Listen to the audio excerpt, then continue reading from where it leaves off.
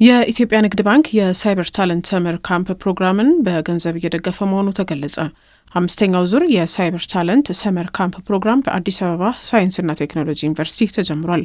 የኢንፎርሜሽን መረብ ደህንነት አስተዳደር ዋና ዳይሬክተርና የኢትዮጵያ ንግድ ባንክ የቦርድ አባል ወይዘሮ ትዕግስት ሐሚድ እንደገለጹት ቀደም ሲል በሁለት ዩኒቨርሲቲዎች ብቻ ይሰጥ የነበረው መርሃ ግብር ዘንድሮ በ7 ማዕከላት እየተሰጠ ይገኛል ብለዋል። ወይዘሮ ትዕግስት እንደተናገሩት በመርሃ ግብሩ ላይ ከመላ ሀገሪቱና ከጎረቤት ሀገራት ጭምር የተውጣጡ 2000 ታዳጊዎች እየተሳተፉ የሚገኙ ሲሆን ይህም ሀገሪቷ ዲጂታል መሰረተ ልማቶቿን የሚጠብቅና የሚያበለጽግ ትውልድ ላይ እየሰራች መሆኑ ማሳያ ነው ብለዋል። ወይዘሮ ትዕግስት መርሃ ግብሩን በፕላቲኒየም ደረጃ ስፖንሰር ላደረገው የኢትዮጵያ ንግድ ባንክም ምስጋና አቅርበዋል። የምንኮተኩታቸው ታዳጊዎች ነገ የሀገራችንን ዲጂታል መሰረተ ልማቶች የሚጠብቁ የራሳችንን የሳይበር ደህንነት ሶፍትዌሮችና መፍትሄዎች የሚያለሙ እንዲሁም ኢትዮጵያን በዓለም አቀፍ የቴክኖሎጂ መድረክ በኩራት የሚያስጠሩ እንደሚሆኑ ባለሙሉ ተስፋ ነኝ። ለዚህ መርሃ ግብር እውን መሆን ከፍተኛ ስፖንሰርሺፕ ያደረጉልን የኢትዮጵያ ንግድ ባንክ ላመሰግን እወዳለሁ።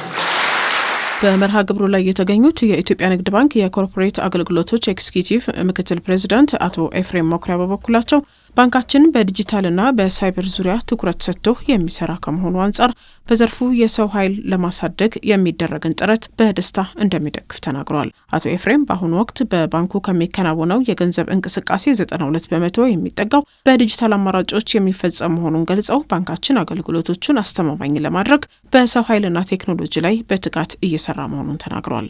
የዚህ መርሃ ግብር ተሳታፊ ተማሪዎች ወደፊት በስራ ላይ በሚኖራቸው ህይወት በባንኩ ውስጥ የማገልገል እድል ሊኖራቸው እንደሚችልም አቶ ኤፍሬም ገልጸዋል። በዚህ ሰመር ካምፕ ውስጥ ኤክስፖዠር አግኝታችሁ አቅማችሁን አሳይታችሁ እውቀት ክህሎት ጨምራችሁ የምትመጡ ብዙ ተወዳዳሪዎች ብዙ ተሳታፊዎች ወደፊት ምናልባት የኢትዮጵያ ንግድ ባንክ ስታብሊሽ በሚያደርገው የዲጂታል ፋክተሪ ጆርኒ ውስጥ ተቀላቅላችሁ እንደምትሰሩ ተስፋ አደርጋለሁ። ለዝግጅት ክፍላችን አስተያየታቸውን የሰጡን የፕሮግራሙ ተሳታፊ ተማሪዎች በበኩላቸው ከፕሮግራሙ ራሳቸውንም ሆነ ሀገራቸውን የሚጠቅሙበት እውቀት እንደሚያገኙበት ገልጸውልናል። አሁን ላይ ቢዝነስ ኦነር መሆን ትላልቅ ሪሰርቾች ተሳታፊ ለመሆን የሳይበር ቻሌንጅ ፕሮግራም በጣም ትልቅ ሰፖርት ነበረው። የሶፍትዌር ኢንጂነሪንግ 3ኛ ዓመት ተማሪ ነኝ። የተለያዩ ፕሮጀክቶችን ከቲሞች አሉኝ ከነሱ ጋር እሰራለሁኝ። ሳይበር ሴኩሪቲ ላይ ግን የመጀመሪያ ኤክስፒሪየንስ ነው እዚህ ሰገባ እና በጣም ኢንትረስቲንግ ነው። ወታደር የሀገርን ድንበር እንደሚጠብቅ እኛ ደግሞ ዲጂታሊ ድንበሩን እንጠብቃለን። በጣም ትልቅ አላማ ያለው